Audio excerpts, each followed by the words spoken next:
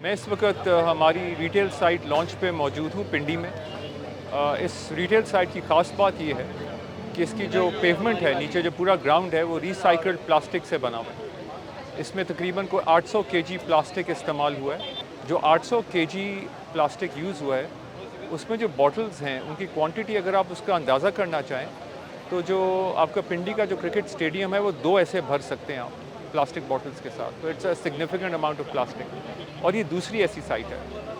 Interesting चीज़ ये है कि जो प्लास्टिक का जो फ़ायदा है वो ये है कि वो कंक्रीट को अपने साथ पकड़ लेता है। एसफॉल्ट जो है ना वो छोड़ देता है। तो जो हमारी जो रोड है हमारे हेड ऑफिस के सामने वो बारिशों के बाद बिल्कुल वो ठीक है, उसमें कोई इशू नहीं हुआ। तो वो टेस्ट भी हो गए। तो from that angle as well ये बहुत सस्टेनेबल और बहुत अच्छा आइडिया है।